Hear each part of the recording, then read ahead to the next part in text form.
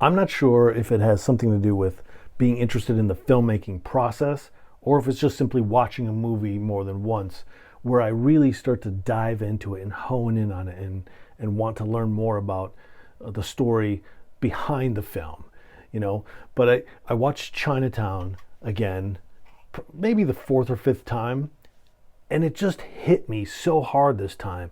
Like there was something so beautiful about the way it was shot and kind of knowing the backstory of it. And so there were several details at least that went into this viewing before I watched it that really just hit me harder than in previous viewings. And I just want to talk a little bit about them.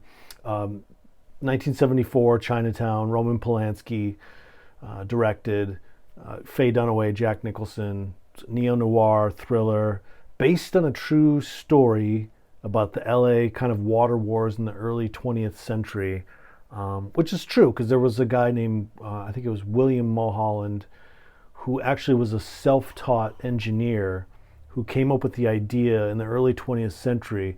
It's a desert, right? Los Angeles, southern Los Angeles or Southern California. It's a desert. So they're thinking, well, we've got this potential to grow here, but we don't have any water, which is a huge problem. So he had the idea to go into the Sierra Nevada mountains. I can't remember the valley that it was, but 233 miles. He built an aqueduct that was gravity propelled, no power, just ran on gravity to go all the way into the valley in LA.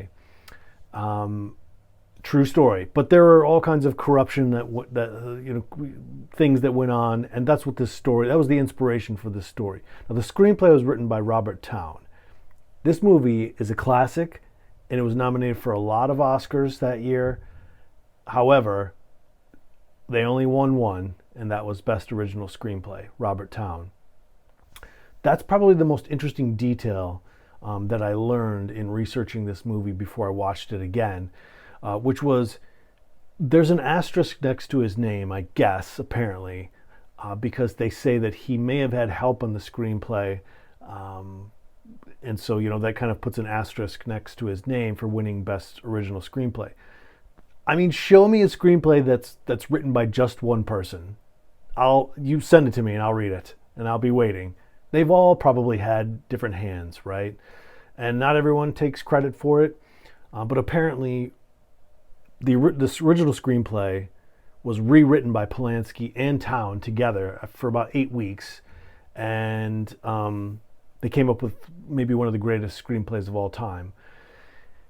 Now, the difference was the ending. So in the movie that we see, you see Polanski's ending, right? So the original screenplay, Robert Towne wanted the daughter, played by Faye Dunaway, who was a complete Hollywood starlet smoke show. And I don't know why I didn't catch it before. I guess I'm just not paying attention when I'm seeing films the first or second time. But she, of course, was, her father committed this horrendous crime. She ended up having his baby, so it's her daughter and her sister. And at the end of the original screenplay by Robert Towne, he had that character, Evelyn Mulwray, kill her father. And so she went to jail because the police were there at the time, but at least justice was served. Polanski apparently was like, no, if you want this movie to be talked about for decades, you have to give people an ending that they really don't like and that they don't really quite follow, but that they're just sort of taken with it. They can't stop thinking about it. And so it was Polanski's idea to have the daughter die, Evelyn Mulwray, played by Faye Dunaway, which is so tragic given everything that happened to her already, and for her father to actually grab his daughter, and now she's in the care of Noah Cross, who was played by John Huston. So to have this twisted, messed up ending, apparently Robert Towne was like, I'm out, I didn't sign up for this, good luck with the project. And I'm not sure at what point he did that, but it's really interesting to know that. And by the way, it's also, a film is a collaborative effort, right? But it's also The director it's their picture, it's their vision. So while I understand Robert Towne and anybody else who's had issue with the direction of a story, it is the director's vision, and you kind of have to serve that. That's what you sign up for. But I thought it was interesting that he had left. Now, there's a couple of things in the movie that I hadn't thought about that I learned in doing research, which was, what is this about? What is this movie about? So you kind of think like it's a great story. It's a detective thriller. All these different angles with corruption and water and the family, the horrible family secrets that get let out, the love interest between Jack Nicholson and Faye Dunaway. But really what it's about is the tragedy of good intentions. You know, the futility of good intentions. Because the reason it's called Chinatown is because of an interaction that the screenwriter, Robert Towne, had with an actual vice cop from who had worked in Chinatown, and they were just sort of talking, I guess, and he said to him, so what do you do exactly when you're at work? And the vice cop said, as little as possible. And you can hear at the end, Jack Nicholson, after Faye Dunaway's character is dead, he says, he's just sort of staring in disbelief, and I'm almost positive I heard him say this, it's a whisper, but he said, as little as possible. Meaning, when he said that, in real life, Robert Towne said, well, what do you mean by that? You do as little as possible? Isn't it your job to be a cop? And the cop said, because in Chinatown there's so many different languages and cultures and things happening that we don't really understand. By doing something, we're working against ourselves. So we don't know if we're helping to stop a crime or helping a crime to be committed. So the best thing is to just stay out of it. And that's the point of this movie, I think, is that Jack Nicholson doesn't learn this lesson.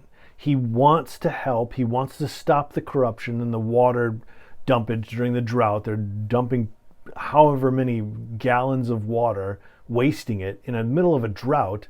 He wants to find out what's behind it. He wants to find out what's behind with this woman. And he ends up getting her killed because he pushes and pushes. He's trying to do the right thing, and he ends up, getting her killed. Sorry, I had to check and see if this was running the sound. But anyway, the point is that that's the point of Chinatown, is the sort of this tragedy of good intentions. You want these things to end up well. He's getting involved, trying to help, but he's having the opposite effect. And you can see in the movie that this had happened to him before. They do talk about Chinatown when he used to work there, particularly when they're in bed together, Jack Nicholson and Faye Dunaway. And so he hadn't learned his lesson. And there's some really interesting symbols in the movie that sort of reference this idea, which was the glasses that he found at the house of Evelyn Mulwray. One of the lenses is broken and the other is intact. And, at the end when Evelyn Mulwray gets shot, she gets shot through one eye, and you can see it. It's as clear as day. So one eye's intact and the other eye's not. To me, that's kind of a symbolic of, well, you're not seeing the situation clearly, are you? We never do. And it's maybe not just this particular situation, but it could be anything. You think you're seeing things clearly, but one eye is seeing it clearly maybe, and the other one's not. You're not at full vision here. You don't see the whole picture. And in the movie, John Huston's character says to Jack Nicholson, you may think you know what you're dealing with here, but you have no idea. And he was right. Jack Nicholson kept poking. He had no idea how powerful Noah Cross was. He had no idea what happened between Faye Dunaway and her father. He had no idea. And when Evelyn is trying to drive away, and she's got the gun pointed at her father to drive away with the cops and everybody around, Jack Nicholson says, just let the police handle this. And she goes, he owns the police. So right there, another thing she tells him before she dies of like, you don't understand shit, man. You don't know what's going on. I tried to tell you, you wouldn't listen. You didn't want to learn anything. You just kept going. And I really love Jack Nicholson's character in this. I think he was extremely likable. I think it was interesting, but he didn't understand Chinatown. And when they take him away at the end, when his associates take him away, Nicholson kind of turns back, but then his associate says, "Forget about it, Jack. It's Chinatown," or whatever he says to him. But that's the point of Chinatown. That's what it's about. It's about the tragedy, or I think the futility, if I'm using that word right. Just if I'm not a wordsmith. This is not a poetry channel, all right, of good intentions. You try to do something good, and it just doesn't happen. There's all kinds of moments in the movie where you can kind of pick out what's happening. You know, he's poking around, he's trespassing, he gets more than one warning from multiple people to stop what he's doing, but he doesn't listen. And the whole movie, I was just completely engrossed in it, like just from the moment. Now, I watched this on Paramount Plus, and I swear there was like a weird tint to it, and I don't know if it was remastered or there was like kind of a vignette feel at the beginning. The opening credits were so great. And by the way, one of the great things that I hadn't noticed about this movie before was the score. Interesting fun fact about Chinatown. When they were getting ready to add the score to it, the original score, they didn't like. So they got rid of it. And they called Jerry Goldsmith, the well-known film composer, and said, "We need something in 5 days." And Jerry Goldsmith, the baller, was like, "I'm on it. 5 days. 5 days." Something like that. Which, you know, to anyone who's not familiar with music and making music or even scoring films or anything like that, once you've done, I'm not saying it's easy. Of course not. It's not easy. But once you've created something, whatever it is, if it's art or sculpture or music, you do have those moments where you kind of know, well, I can do this. It's really secondhand because I've been doing it for so long. But to come up with a score that sticks, and it's so fantastic, like the melody, the beautiful sort of trumpet, I think it's a trumpet that plays throughout when they're together, has that beautiful detective noir sound to it. Not only that, but to record it also. So let's say you write the music in 3 days. Well, then you got to record it in 1 day and a half, and then you've got to mix it and get it ready. And I mean, it's incredible, the whole thing. All these things that come together to make this great film. I think it's fantastic. There's a book I want to read in researching this, and anybody's read it, please let me know. I think it's called The Last Goodbye or The Final Goodbye by Sam Wesson, and it's got a red cover and it's got a picture of Nicholson's character on the front. And it's kind of about how this is, I think, and I haven't read it, but it looks super interesting, about how Chinatown was kind of the end of this Hollywood storytelling machine, right? So nowadays it's about the blockbuster, right? Not saying that great movies don't come out. I'm not saying that. But we used to tell great stories. And there's a great Tarantino clip online, and a quip, perhaps, talking with Charlie Rose, where he's like, look, we used to be the best in the world at telling stories. Not anymore, we're the worst at it. We just tell situations. That's not a story. It doesn't unfold. So a story has to unfold. And Chinatown is a fantastic story. What happened was that the following year, I think it was 75, Jaws came out. So once studios got the sense, and Jaws is a fantastic film, right? It's one of the greats. It's almost a perfect film, I would say. But it made so much money that it put it in the minds of the executives of the studios. Instead of worrying about story, let's worry about marketing. And so then the blockbuster sort of took root at that point, which is unfortunate because you miss all these great stories that happen in film. And just think about what's happening at the time that the Chinatown is being made.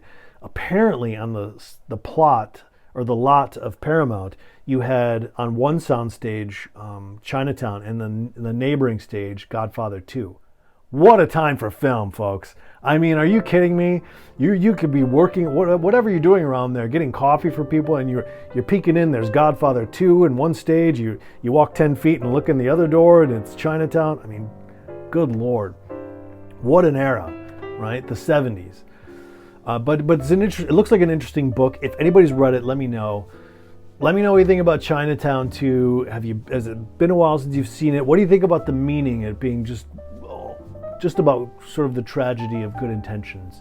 You know, all the things that could go wrong, even if you're meaning well. If you have any other ideas, put it below. Fantastic film, Chinatown, 1974, Roman Polanski, Jack Nicholson, Faye Dunaway, Robert Towne, Robert Evans, I think the producer. What a magical time.